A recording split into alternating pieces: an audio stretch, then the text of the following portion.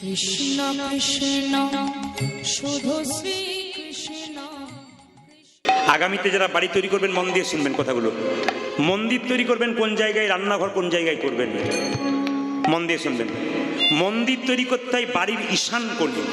কি বললাম আপনাদেরকে? বাড়িতে মন্দির তৈরি করতে হয় কোথায় মা? বাড়ির ঈশান কোণে। আর রান্নাঘর কোথায় করতে হয়? অগ্নিকোণে।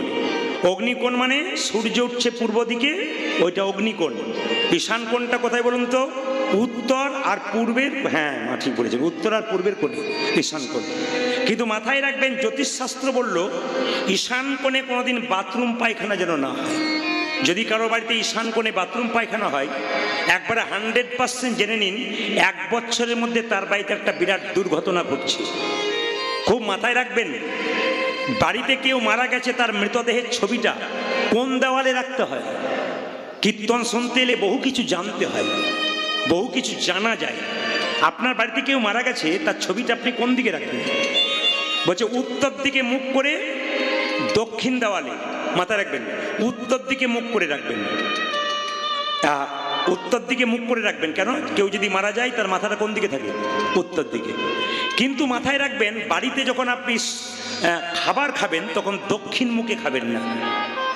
বাথরুম গেলে দক্ষিণ দিকে পেছন করে যেতে নেই। জ্যোতিষশাস্ত্র বলো কেন? দক্ষিণ দিকটা হচ্ছে আমাদের পূর্বপুরুষের দিক। ওইদিকে আমার মা বাবা কাকিমা সবাই আছেন, ওইদিকে পেছন করে কোনো কাজ করতে নেই। খাবার খেতে গেলে ওইদিকে মুখ করে খেতে নেই। কিছু জিনিস আছে।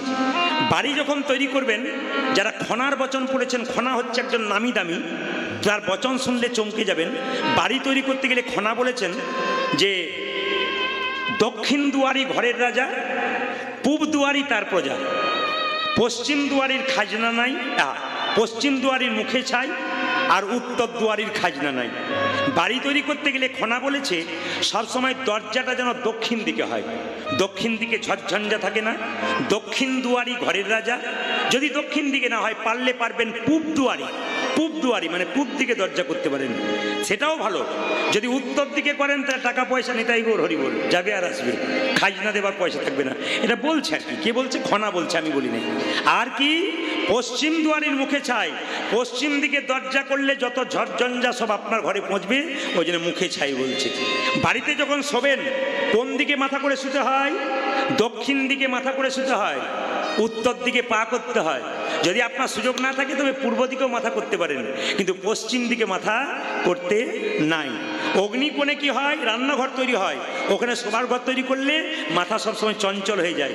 হ্যাঁ, এগুলো শাস্ত্র বলছে, এই কথাগুলো আপনারা মাথায় রাখবেন। মুকুন্দ সরকার বাড়িতে গিয়ে কি করলো মা? একটা গোপীনাথের মন্দির তৈরি করলো। এই দিয়ে তাকাবেন, মহাপ্রভুর আশীর্বাদ ছিল যাকেই চিকিৎসা করবে তার রোগ ভালো হবে।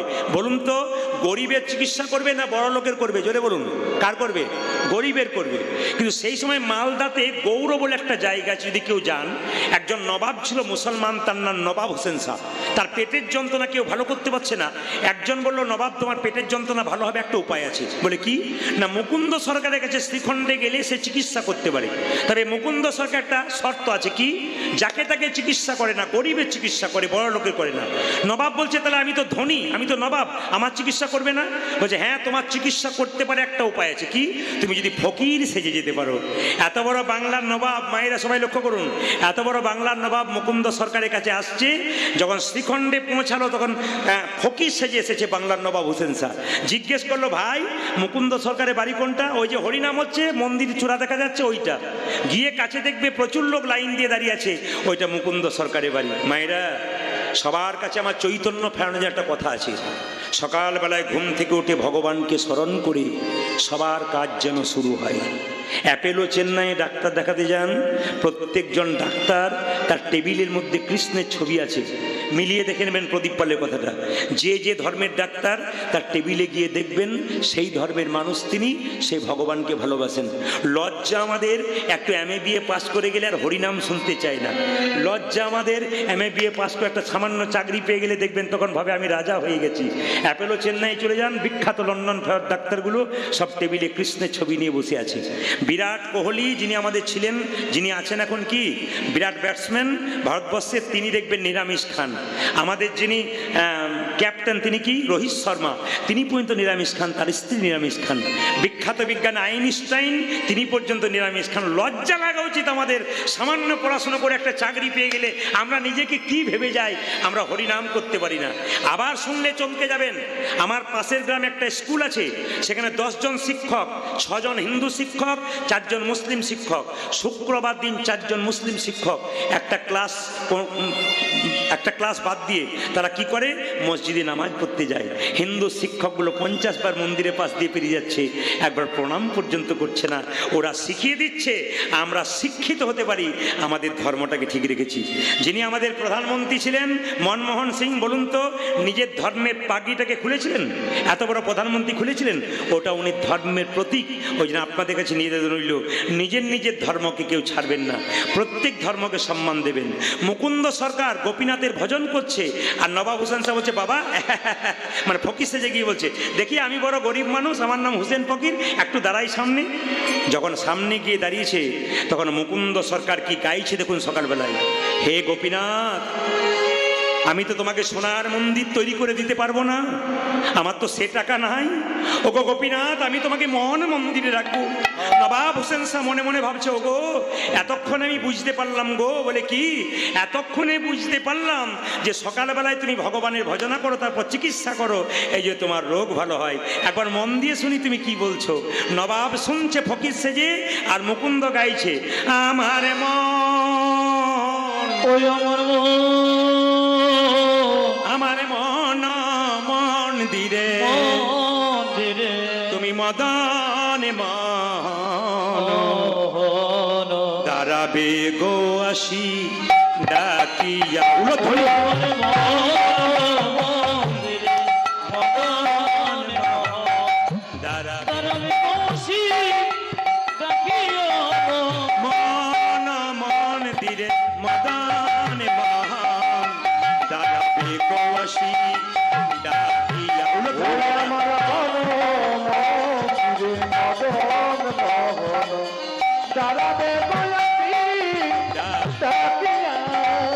কান্দিয়া কান্দিয়া তব নাম লইয়া আমি কাঁদিয়া কান্দিয়া কান্দিয়া তব নাম লইয়া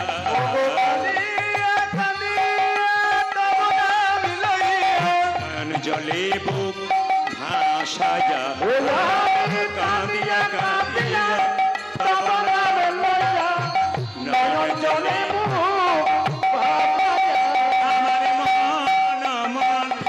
মদন মহান দাঁড়াবে গো আসি ডাকিয়া। তালি দিয়ে আমার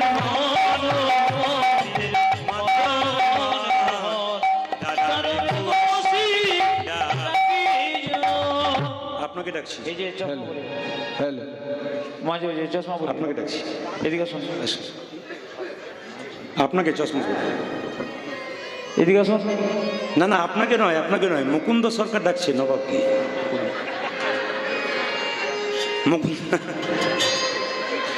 এই তো আপনি গুটি কয়েক ভক্তের মধ্যে উঠলেন, 10,000 লোকের মাঝে 2 জন উঠে যায়, আমাকে ডাকছেন?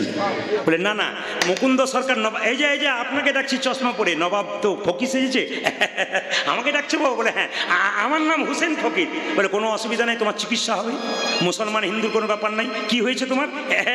খুব পেটে ব্যথা, ডান দিকে খুব ব্যথা। বেশ ঠিক আছে, এক কাজ করো, তোমার জামাটা খুলে ফেলো তো। নবাব মনে মনে ভাবছে আমি এত বড় বাংলার নবাব, জামা খুলতে বলছে, রোগ যদি ভালো না হয় দেখবে বেটা আমি কে এসেছি। কি ভাবছো? আরে জামাটা খুলে ফেলো। যে না জামাটা খুলে ফেলেছে, এবার মাটির বারান্দাতে গড়াগড়ি দাও। নবাব মনে মনে ভাবছে কালের কাল বর্ষাকাল, হরিণে চাটে বাঘের গাল, নেহাত বেকায়দায় পড়েছি, রোগ যদি ভালো না হয়। ভাবছ কি? আরে গড়াগড়ি দাও। যেই না গড়াগড়ি দিয়েছে অমনি মুকুন্দ সরকার নবাব চমকে উঠেছে। কবিরাজ, কবিরাজ কি তোমার এখানে ওষুধ দেওয়া থাকে নাকি? বলে কেন? যেই না আমি গড়াগড়ি দিলাম অমনি আমার অর্ধেকটা পেটের রোগ ভালো হয়ে গেল। মুকুন্দ বলল সবাইকে দিতে দিতে এক আধটু পড়ে গেছে, তোমার হয়তো কাজে লেগে গেছে। দেখি দেখি দেখি দেখি দেখি দেখি থেকে হাঁ করো তো। যেই না নবাব হাঁ করেছে, মুকুন্দ সরকার আসল ওষুধটা দিয়েছে আর নবাবের পেটের রোগ ভালো হয়ে গেছে। আসলে তা নয়, ভক্তপদ ধুলি আর ভক্তপদ জল, ভক্ত পদ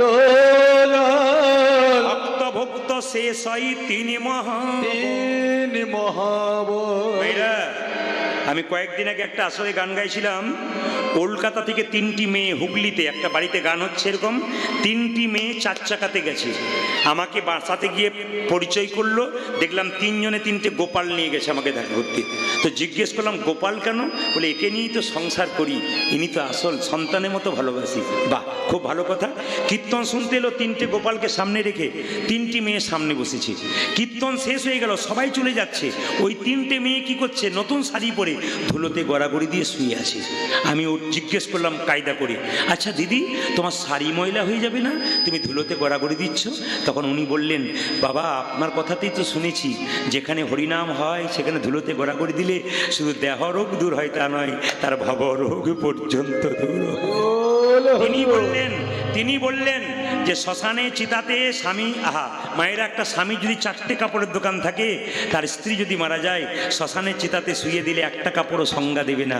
এই জন্য ধুলোটাই হচ্ছে আসল, ধুলোতে গড়াগড়ি দিতে হয়। হ্যাঁ, জিজ্ঞেস করলাম আপনি করেন কি? চমকে গেলাম মায়েরা, দাদা ভাইয়েরা শুনে নিন, মেয়েটির কথা শুনে চমকে গেলাম। বলছে আমি কলেজে পড়াই, কলেজের প্রফেসর। একজন কলেজের লেকচারার, প্রফেসর, অধ্যাপিকা, সে কত টাকা বেতন? সে কেন কীর্তন শুনবে? বাচ্চাটাকে কোলে নিয়ে কীর্তন শুনতে শুনতে মাঝে মাঝে গড়াগড়ি দিচ্ছে। অবাক হলাম, চৈতন্য জেগেছে। একটা মেয়েকে জিজ্ঞেস করলাম তুমি কি করো? বলে আমার স্বামী দাঁতের ডাক্তার, আমিও। বাহ, ধন্য করেছে জীবনকে। আর একটা মেয়েকে জিজ্ঞেস করলাম তুমি কি করো? বলছে আমি বিউটি পার্লারে কাজ করি। আমি বললাম আমিও তো বিউটি পার্লারে কাজ করি। উনি বললেন তাহলে কি কীর্তনের ফাঁকে ফাঁকে আপনি করেন? বললাম না না, আমি কীর্তন করতে করতেই করি। বলে বুঝলাম না। বললাম তুমি বিউটি পার্লারে কাজ করে লোকের বাইরেটা সুন্দর করার চেষ্টা করো, আর আমি হরিনাম নামক বিউটি পার্লারে কাজ করে ভক্তের হৃদয় মন্দিরটাকে সুন্দর।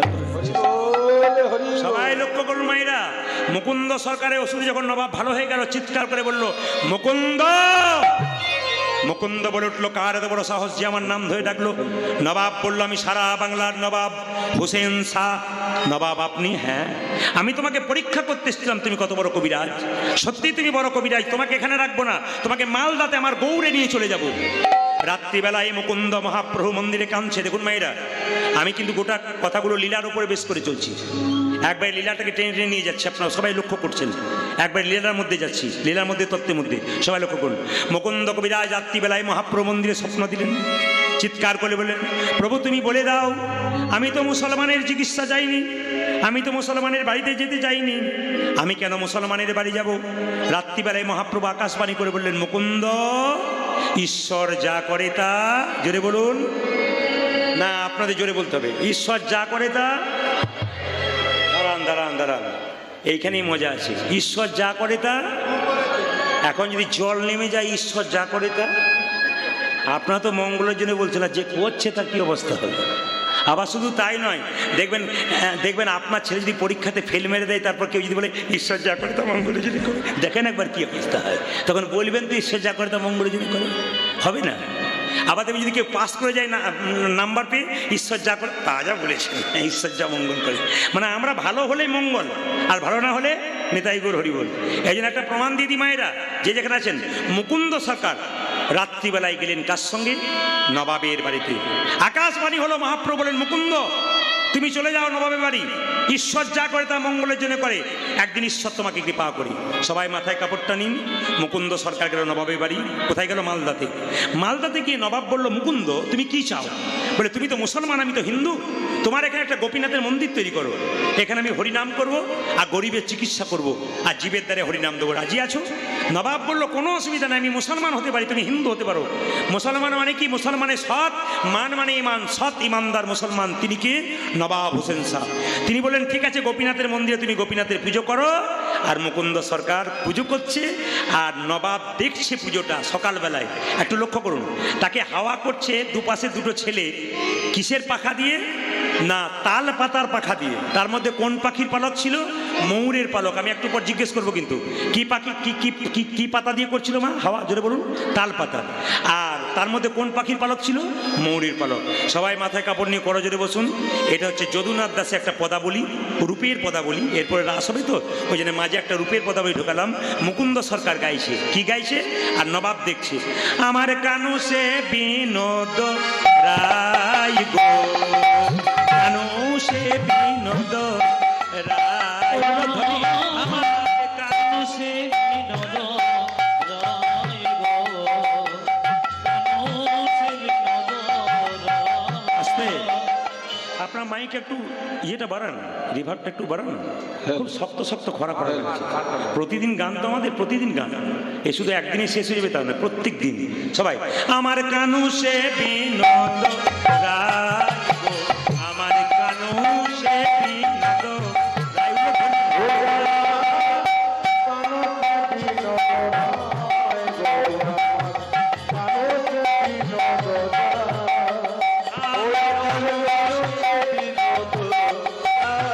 গো।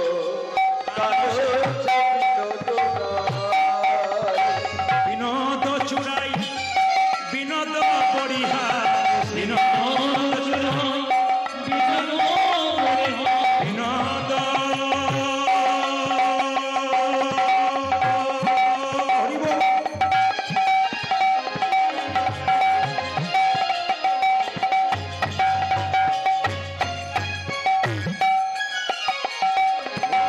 বিনোদ চুড়াই বিনোদ পরিহা বিনোদ উড়িছে তাই গো, ও যে বিনোদ উড়িছে সে বিনোদ রায় গো,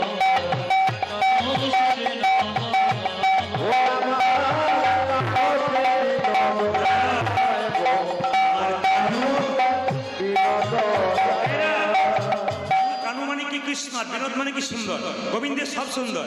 ও তার বিনোদ ললাটে বিনোদ তিলক, বিনোদ বিনোদ সাজে, ও সে বিনোদ ললাটে বিনোদ তিলক, বিনোদ বিনোদ সাজে। একটা কথা বলে রাখি, বিনোদ ললাটে মানে ললাট মানে কি? কপাল। আর বিনোদ মানে কি? সুন্দর। আচ্ছা, কিছু মনে করবেন না, আপনার কীর্তন শুনতে এসছেন, আপনাদের কপালে অনেক কি আছে? সিঁদুরের টিপ আছে, খুবই ভাব হয়ে গেল। সিঁদুরের টিপ আছে, ফল হয়ে যাচ্ছে। সিঁদুরের টিপ আছে, আছে তো, কিন্তু আপনারা কি করবেন? ললাটে একটু তিলক নেবেন। আমাদের হিন্দুদের সবচেয়ে লজ্জার ব্যাপার, আপনাদের এলাকাতে নেই, আমাদের এলাকাতে আছে। আমার পাশের বাড়ি একটা মেয়ে, 25 বছর বয়স, ও তিলক মালা করে কেন জানেন? ওর বাবার বংশে আছে। এখানে সে শ্বশুর বাড়িতে করে। ওর বাচ্চা হয়েছে একটা, 3 বছরের বয়স। ওকেও নিরামিষ খায়, ও নিরামিষ খায়। পাড়ার মেয়েগুলো বরাবরই করে, বাবারে দিদি হারানের বইয়ের কি ঢং, দিদি তিলক মালা করতে করেছে ভগবান বোধই। না না, এইটা সবচাইতে লজ্জা। তিলক নিতে হবে, কিন্তু তিলক আমি যেমন নিয়েছি, আপনার নিতে যদি না পারেন লোকে ঠাট্টা করে। শাস্ত্র কি বললো? মানে একটু হাত দিতে বললাম আর উল্টো করে বসে রইল। জয় হরে কৃষ্ণ। সবাই লক্ষ্য করবেন, তিলক নিতে গেলে সবাই লক্ষ্য করবেন, আমার মতো তিলক নিতে হবে তা নয়। শাস্ত্র বলেছে এই হাতে জল নেবেন, জল তিলক করে নেবেন। কিরকম জল তিলক? এই আঙ্গুলে করে হরে কৃষ্ণ কৃষ্ণ কৃষ্ণ হরে হরে, হরে রাম রাম রাম। কেউ দেখতে পাবে না, কিন্তু আপনার তিলক হয়ে গেল, আপনি লাভবান হয়ে গেলেন। আর যদি মনে করেন যে একটা টিপ নেব, কেউ দেখবে, যদি ভক্ত হয়ে যায়, তা তুলসী গাছের গোড়াতে জল দেবেন। যে মাটিটা কাঁচা মাটি রয়েছে না, ওই মাটিটা এই আঙ্গুলে করে তুলবেন। প্রশ্ন করবেন এই আঙ্গুলটাতে নেব কেন? বলছে এটা হচ্ছে বৃদ্ধাঙ্গুষ্ঠী, এটা হচ্ছে তর্জনী, এটা মধ্যমা, এটা অনামিকা, এটা কনিষ্ঠা। তাহলে অনামিকা মানে কি? যার নাম নেই তা নয়। অনামিকা মানে বিষ্ণুর আঙ্গুল। একটা তুলসী পত্র দেবেন এই আঙ্গুলে, একটা বাতাসা দেবেন এই আঙ্গুলে। ভগবানের আঙ্গুল হচ্ছে এইটা, মাথায় রাখবেন, এইটা এই আঙ্গুলে দেবেন। তাই ভগবান যখন চুপচাপ বসে আছেন মন্দিরে, গোপীনাথ রূপে মুকুন্দ সরকার গাইছে, ও তার বিনোদ ললাটে বিনোদ তিলক, বিনোদ বিনোদ সাজে, বিনোদ তিলক, বিনোদ বিনোদ সাজে, বিনোদ ধরি বিনোদ মুরলী, বিনোদ ধরি বিনোদ মুরলী,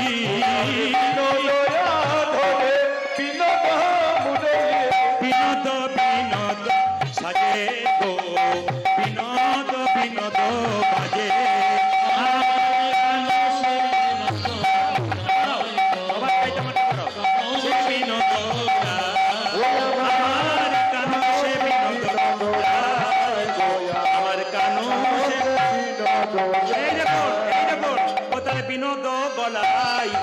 বিনোদ মালা বিনোদ বিনোদ দোলে উলধ্বনি আমার বিনোদ বিনোদ মালা বিনোদ বিনোদ দোলে ও যে কোন বিনোদিনী বিনোদ গাথুনি কোন বিনোদিনী বিনোদ গেথেছে বিনোদ ফুলে গো গেথেছে বিনোদ আমার কানো সে বিনোদ রায় গো কানো সে বিনোদ আমার কানো সে বিনোদ রায় গো আমার কানো সে সবাই যিনি উনি মুর্শিদাবাদে গান শুনতে যান পদকর্তার পদ গাইতে গেলে একটু প্রণাম করতে হয়। সবাই একটু প্রণাম করুন।